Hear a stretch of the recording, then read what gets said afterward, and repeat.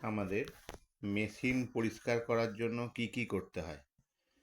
সাধারণত এইভাবে চাপটা খুলতে হয়। এই যে এটাকে বলে চাপ। এই যে এটা আমি খুলছি। এই যে চাপটা খুলছি, এটাকে বলে চাপ। এই দেখুন, এটাকে বলে চাপ। এটা খুলতে হয়। এটাকে বলে নিটিল প্লেট। এটাকে বলে নিটিল প্লেট। এই নিটিল প্লেটটা খুলে এর উল্টো দিকে দেখুন, এরকম পরিষ্কার করতে হয়। নানান রকম ময়লা থাকে এইখানে। এটাকে মেশিনের দাঁত বলে।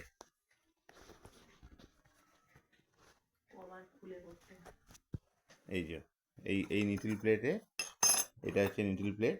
এইটার দুপাশে এই যে দুটো নাট থাকে, এই দুটো নাট, এই যে এই একটা নাট আর এই একটা নাট। এই দুটো নাটকে এরকম খুলতে হয়। এরকম খুলে এরকম নিটিল প্লেটটাকে তুলতে হয়। এরকম তুলে এটাকে সরিয়ে এই দাঁতের ভেতরে ময়লা পড়ে, এটাকে দাঁত বলে। এর ভেতরে ময়লা পড়ে, এগুলোকে সুন্দর করে পরিষ্কার করতে হয়। করে আবার এইভাবে নিটিল প্লেটটা লাগাতে হয়। এই লাগিয়ে দিলাম, এইভাবে নাট দুটোকে লাগিয়ে দিলাম। এই দুটো নাটকে এরকম লাগিয়ে দিলাম। এই নাটটাকে লাগিয়ে দিলাম। আর এইটাকে বলে মেশিনের টেনশান। এটাকে টেনশান বলে।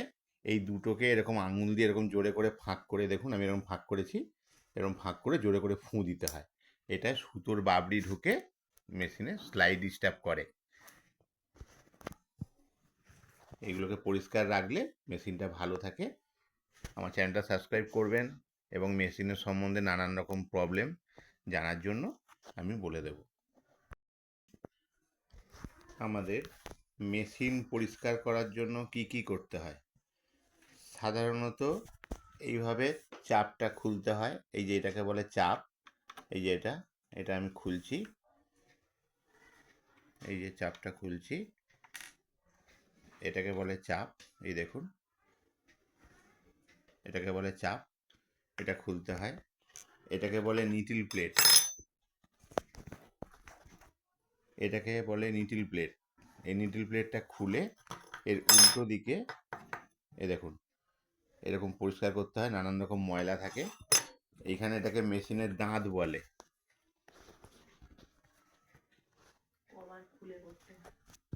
এই যে এই নিটিল প্লেটে, এটা হচ্ছে নিটিল প্লেট।